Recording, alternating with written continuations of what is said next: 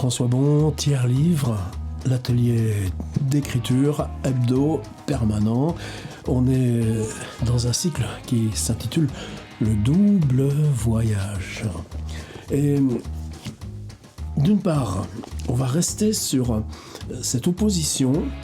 Souvent, je montre ce qu'il y a derrière moi, les voyages qu'on a faits, les expériences réelles, et puis je montre un petit peu là, vers l'avant indéterminé, les voyages qu'on imagine. On va essayer de travailler plus cette relation. Ce que je vais vous proposer, c'est qu'on travaille sur l'expérience passée, réelle, et puis de façon différente à ce qu'on a fait jusqu'ici, c'est ce texte-là, celui qu'on a pris, celui qu'on a construit dans l'expérience réelle, qu'on va tout simplement dédoubler, copier-coller, et on va l'installer dans la réalité inventée.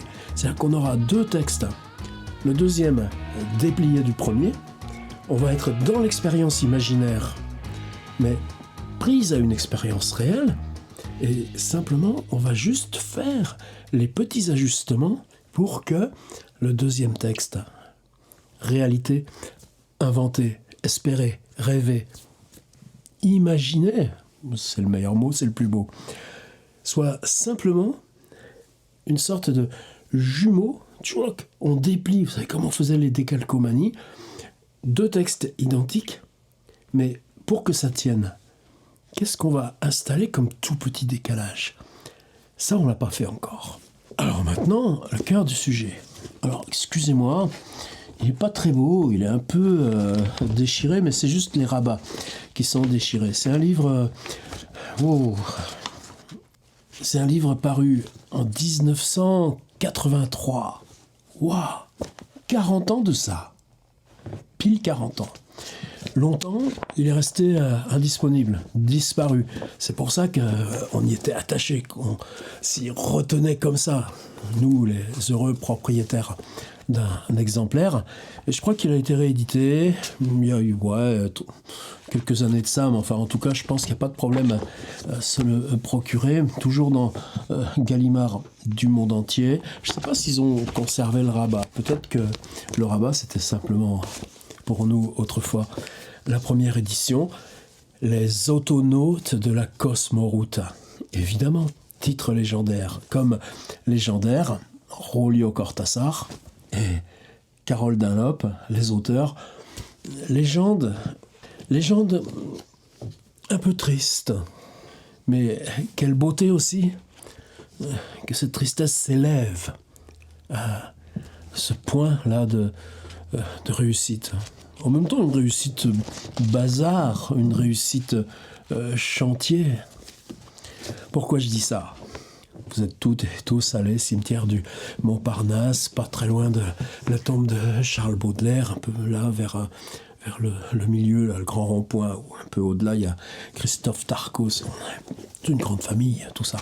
Il y a cette dalle grise, granit moucheté, avec une espèce de forme blanche, doublement incurvée, très discrète, et là reposent ensemble Carole Dunlop et Julio Cortázar. Et ce qui est évidemment une émotion considérable, c'est que tous les deux se savent malades dans ce voyage. Carole Dunlop mourra quelques mois plus tard. Cortázar la suivra à peu de distance. C'est-à-dire que ce voyage... Après, je vais oublier ça, mais je suis obligé de commencer par ça. Comment inventer un voyage qui vous... non pas qui vous réconcilie avec le monde, mais qui vous ferait croire que une durée, un temps encore indéfini, quelque chose est encore possible. L'un avec l'autre, l'un par l'autre. Et je crois que c'est cette tonalité qui donne aux autonautes de la Cosmoroute. Bien sûr, ils n'en parlent jamais. Mais nous, comment le lire sans y penser? Dans cette fin des années 70, ça y est, les autoroutes. Mais on vient juste de boucler la liaison Paris-Marseille. C'est un ruban continu. Et ce ruban continu, je crois qu'il y a 32 ou 34 aires. Alors nous, les aires d'autoroute, quelle banalité. Ouais, mais attendez. Pas tout fini là, tout de suite. Je commence par le simple à déballer. Donc il y a un protocole. Ils ont un Volkswagen. Vous verrez dans les petits extraits que je vous ai mis, mais si vous avez le livre chez vous, vous le savez déjà. Ils lui ont donné un nom. C'est-à-dire que le livre n'est pas écrit à 2 personnages, Carol Dunlop et Julio Cortázar. Le livre est écrit à 3. Carol, Julio et le véhicule lui-même, Fafner. Et le protocole, ça va être de faire Paris-Marseille en continu sans jamais sortir de l'autoroute. C'est interdit. C'est-à-dire quand tu arriveras au bout, il faut dire « Oh, je ne retrouve plus le petit ticket d'entrée !» Et ça va leur poser plusieurs fois des problèmes.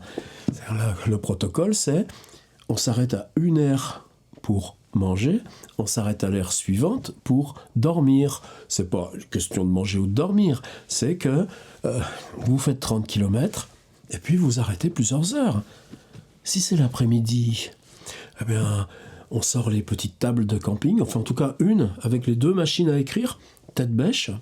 Et puis c'est ça que rassemble tout ce livre, et c'est là où pour moi il est d'une quelque chose d'incroyablement moderne. Bon, ça c'est des banalités de dire ça. Mais il y a la photographie. Et la photographie, c'est une photographie de terrain. C'est le paysage, c'est les détails, c'est des visages. Bien, c'est de la photographie documentaire, tout simplement aussi parce que imprimé il y a 40 ans, on ne pouvait pas faire beaucoup mieux en résolution. C'est pas un cahier avec des photographies sur papier glacé, ce qui fait que la question plus, j'allais dire, la perception subjective du paysage, elle passe par le dessin, et on a aussi des dessins. Donc ça fait déjà 3 strates. Une autre instance de la photographie, c'est la photographie qui, elle, n'a rien de documentaire, que lui appelle l'oursine, et lui, qu'elle appelle loup, se photographiant l'un l'autre. Donc, qu'est-ce que la photographie par l'intimité du portrait ? C'est-à-dire, elle photographie, Cortázar écrire. Qu'est-ce que ça change ? Quelle est la frontière entre la photographie part subjective et la photographie documentaire? Quand le livre est rempli de ces 2 instances, forcément, c'est nous qui faisons ce travail. Et puis le texte. Alors le texte, évidemment, 2 voix, Cortázar, Dunlop. Est-ce que ces 2 voix sont identifiées ? Bien, oui, parce que les textes qui parlent au masculin, forcément, c'est Cortázar. Les textes qui parlent au féminin, forcément, c'est Dunlop. Les textes, sans cesse, se croisent, s'entrecroisent. Si ça parle de Carol Dunlop, l'oursine, c'est que c'est Cortázar qui écrit. Si ça parle de Cortázar, loup, eh bien, c'est Dunlop qui écrit. C'est-à-dire que même si c'est pas au masculin ou au féminin, on arrive à disséquer plus ou moins qui a écrit, mais pas toujours.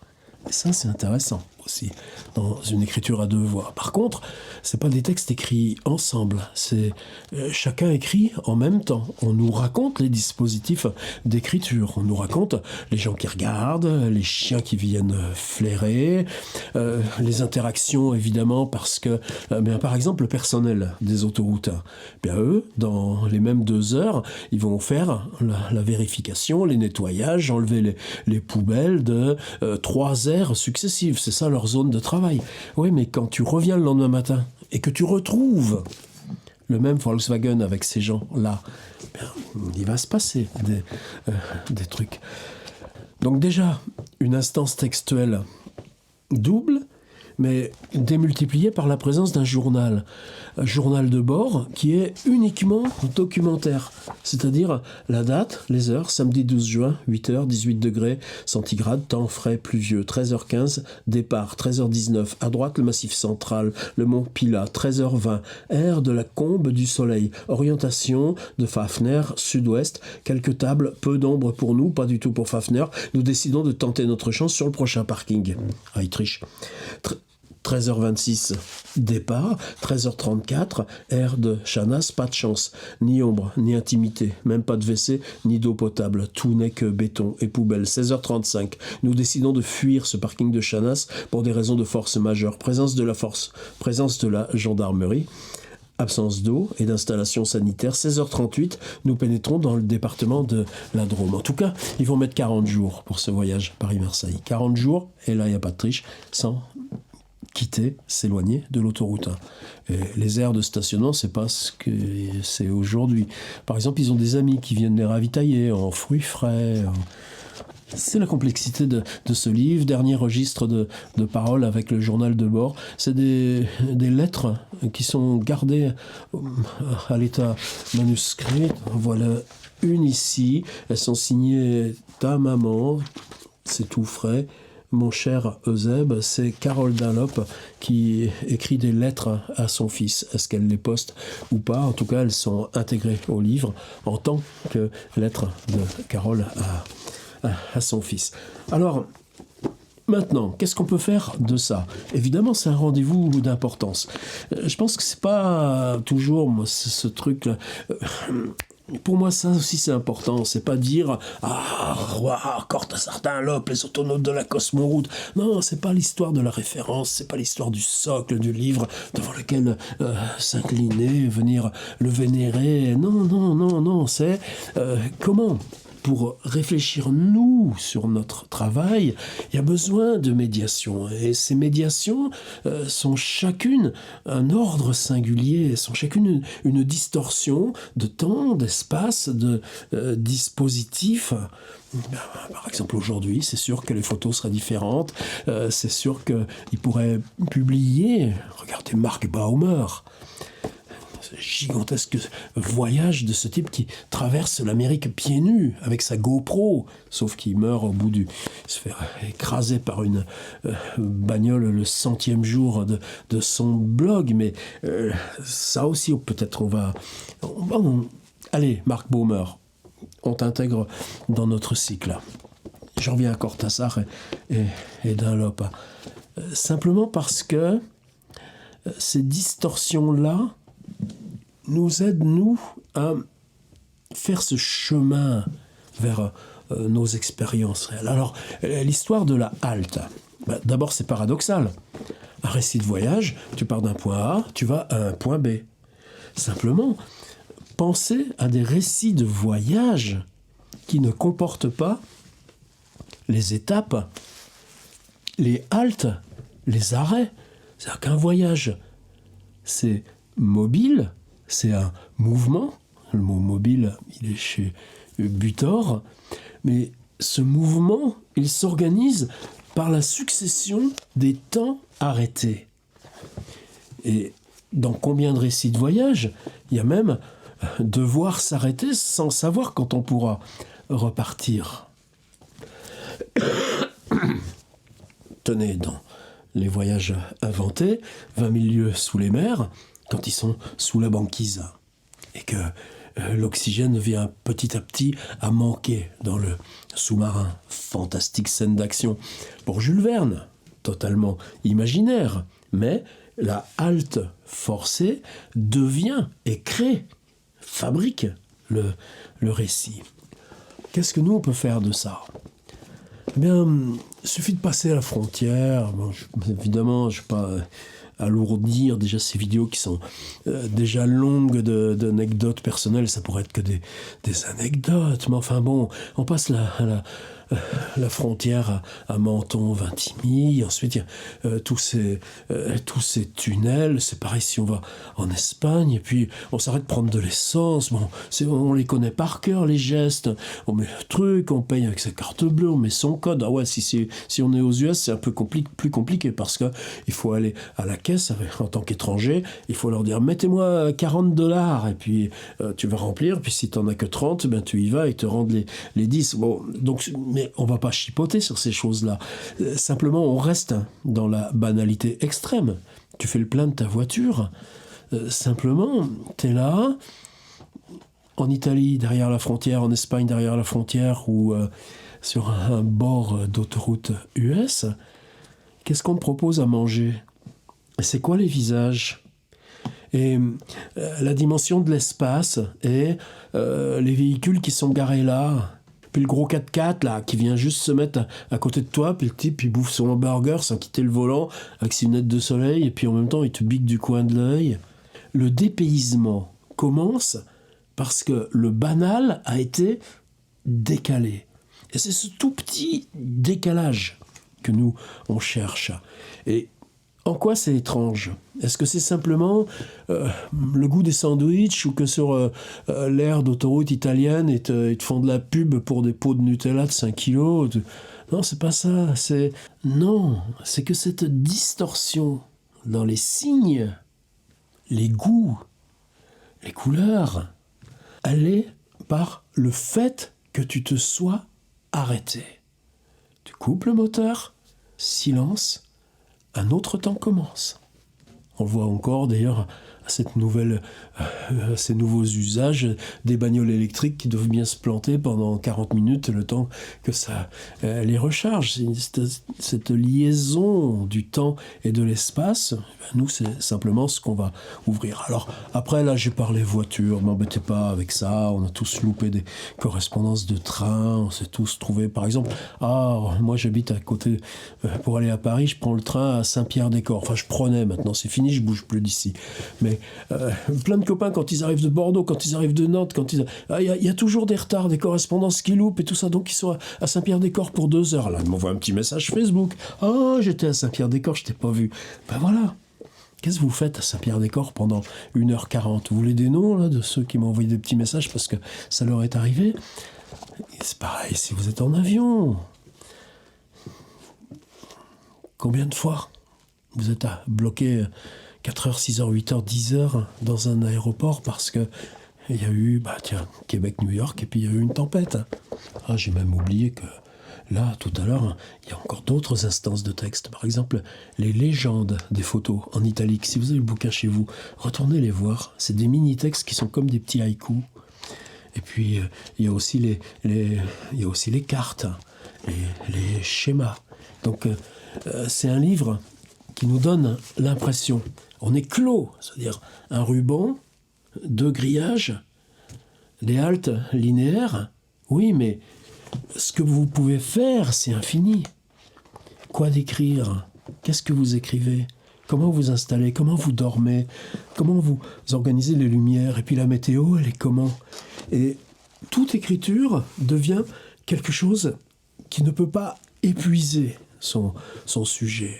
Et ce livre, c'est par la multiplication de ces strates qu'il enferme, qu'il se déplie comme un univers ouvert au-delà de lui-même. Alors vous dites, ça en fait une proposition d'écriture, ça ? Bon alors, on atterrit. Par contre, allez lire mes 3 petits extraits là, des autonotes de la Cosmoroute. Si vous avez le livre chez vous, bien entendu, tout simplement, prenez 20 minutes, baladez-vous dedans, prenez journal de bord, et puis cherchez, il se passe quoi sur les airs ? Prenez des thématiques. On parle de l'écriture, on parle de comment on écrit, on parle de qu'est-ce que ça change à prendre des notes ou écrire, le fait de faire ça sur une aire de camping. Il y a un moment très beau, par exemple, Cortázar qui revient sur le fait que quand c'est le soir, tous les deux, ils s'isolent.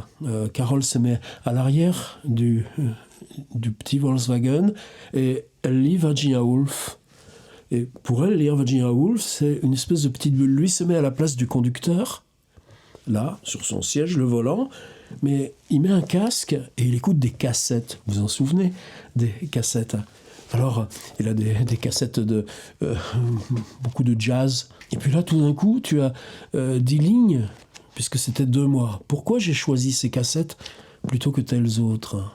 Et ce concert que je me refabrique chaque soir avec mes cassettes, au lieu de faire des choses sérieuses, au lieu de lire.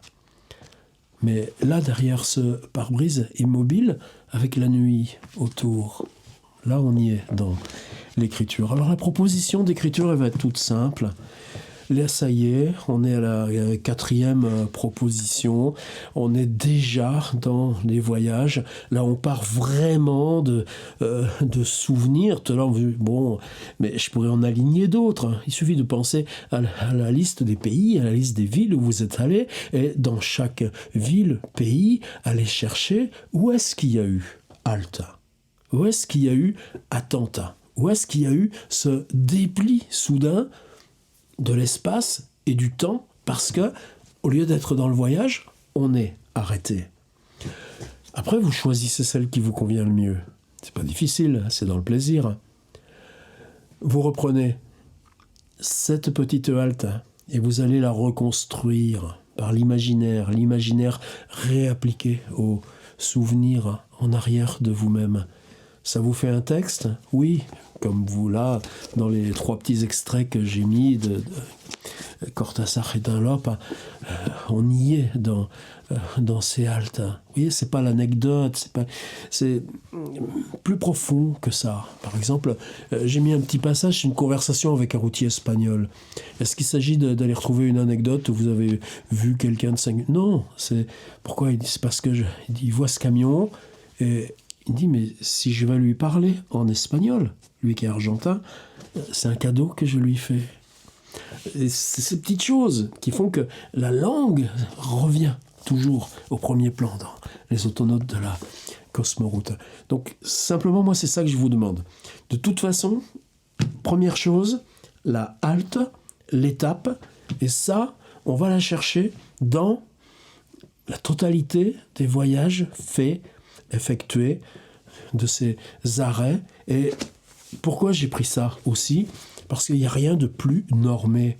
C'est des parkings. Vous verrez dans les petits passages que je vous ai mis, il n'y avait rien sur ce parking.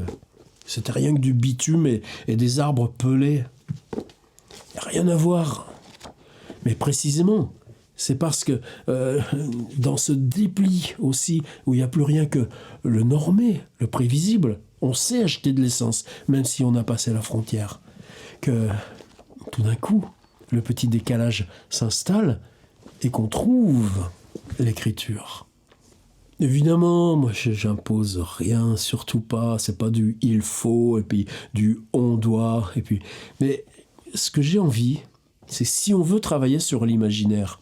Pour ça que je vous parlais de 20 000 lieues sous les mers. Ce texte-là que vous aurez pris et élaboré depuis un souvenir de halte réelle. C'est pour ça que ce livre, je me remets en boucle. Ce qui est important, c'est que c'est leur dernier voyage. Il en a fait des voyages, Cortázar.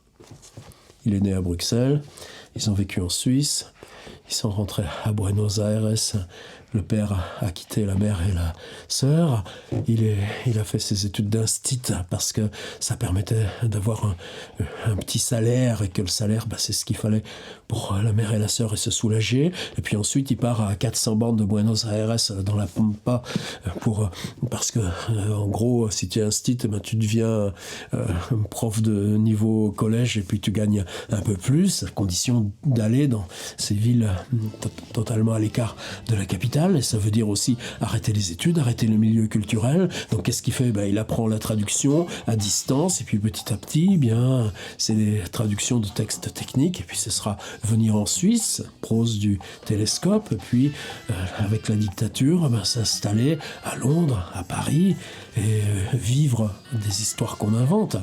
Et on invente des histoires parce qu'il faut les publier pour boucler la fin du mois. Donc ce voyage des autonautes de la Cosmoroute, il est, j'allais dire, totalement insoluble dans le continent des écrits de Cortázar. Continent dont en France on ne dispose que d'une partie très minime. On ne connaît pas les essais, on commence à peine à connaître les poèmes, par contre on a les fictions. Et puis on a les autonautes de la Cosmoroute.